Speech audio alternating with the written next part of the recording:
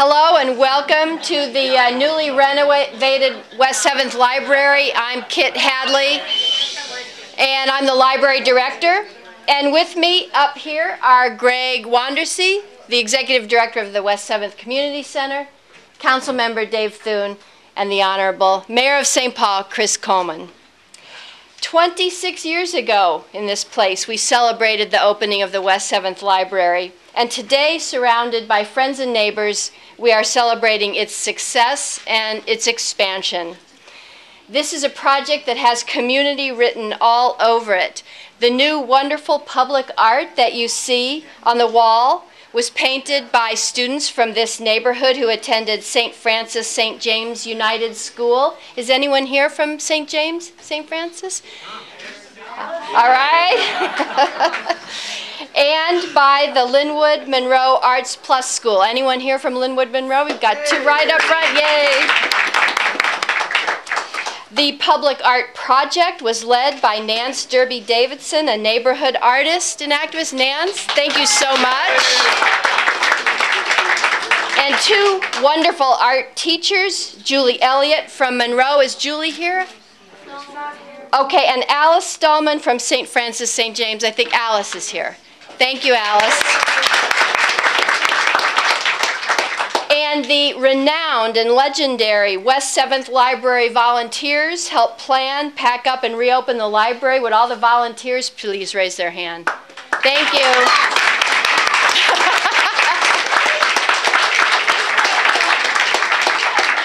We have new reading areas, new materials to check out, and with the 15 new computers and the lab, the West 7th Library will now better connect the residents of this neighborhood to technology, job and career resources, computer classes, online homework help, and more. The public art was supported by the Minnesota Legacy Amendment, Arts and Culture Heritage Fund, and the 15 additional computers are thanks to the Bill and Melinda Gates Foundation.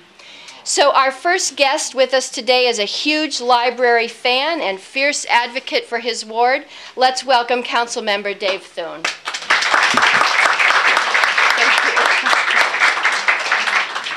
Well, I'm not really fierce. I'm just kind of a big old pussycat. But this has been a long struggle to finally expand this library so that you can actually kind of stretch a little bit.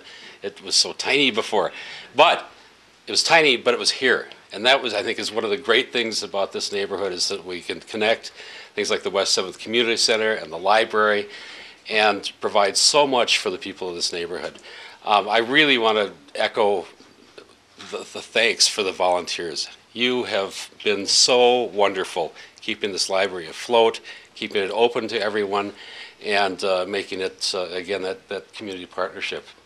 I really want to point out the murals, which I think are so wonderful. We'll hear from the artist that coordinated that later. But Nance Derby is a neighborhood advocate, a neighborhood artist, and just a general all-around wonderful person. And when we had started talking about public art, I said, you know, you got to go to the neighborhood. And Nance's name just came up. And wouldn't you know it, Nance didn't say, oh yeah, I'll paint a picture. She said, how can we connect people? So we went to the kids of the neighborhood, and that's Nance all over. So thanks, Nance.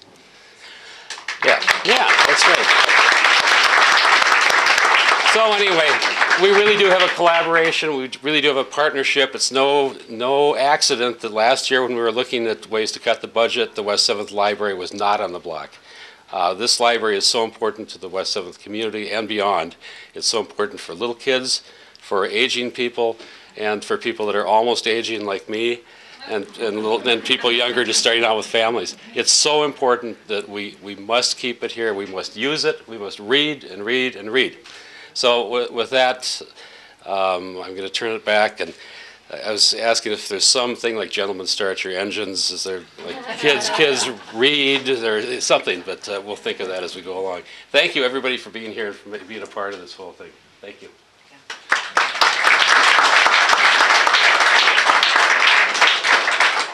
And our next guest is the Executive Director of the West 7th Community Center, Greg Wandersee. He's really helped make this a destination, and you'll just have to ask him afterwards about his interesting accident he just had. Let's welcome Greg.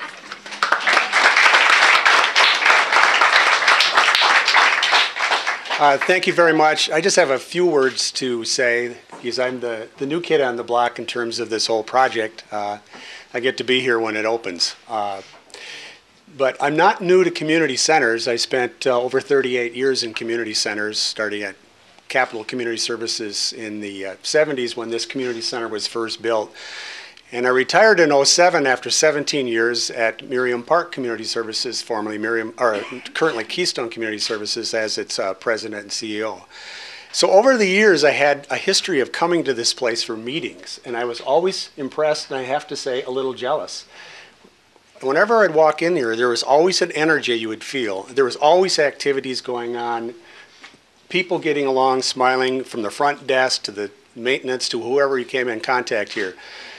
And it have the month that I've been here now, actually 3 months, counting the interim piece I did here, I've learned what it is. It's the spirit of this place and the partnering that goes on among many organizations that really contribute and help benefit the community.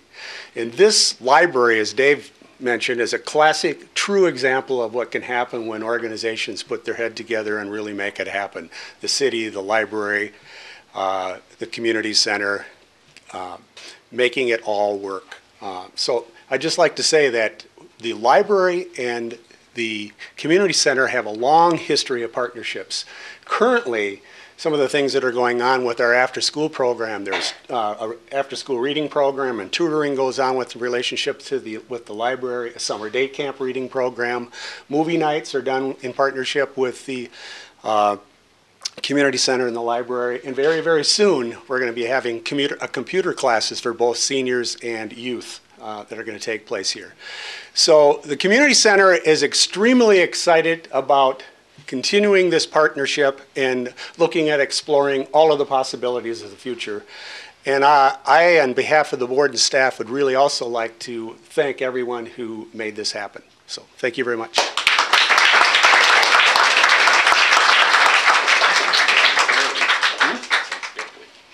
So one of the reasons we'll be able to cut the ribbon in just a few seconds is that we have had tremendous support from Mayor Coleman. This library is an example of his strong commitment to education and learning in and out of school. It is my honor to introduce Mayor Coleman. Thank you. Thanks, Kit. Thank you. The one person she hasn't said thank you to is herself, and I think that we should thank Kit Hadley for her incredible leadership of our library.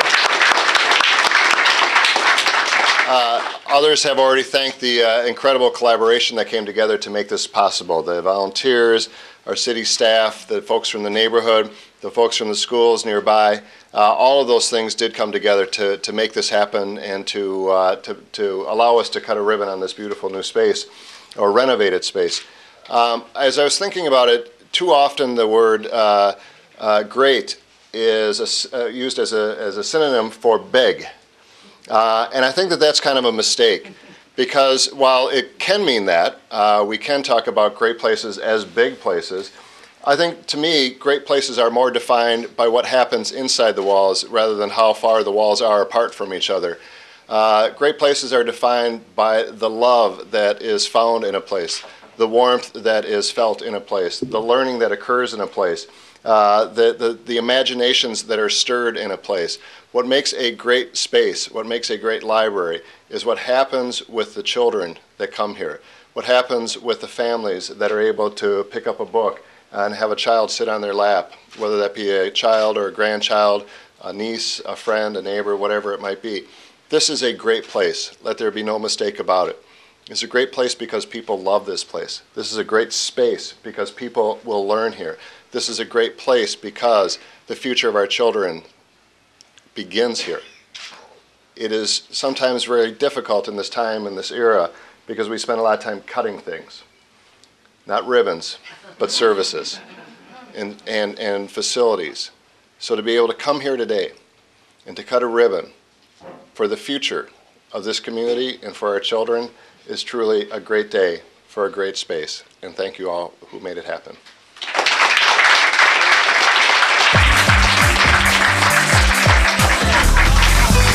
All right, everybody. 3, 2, 1.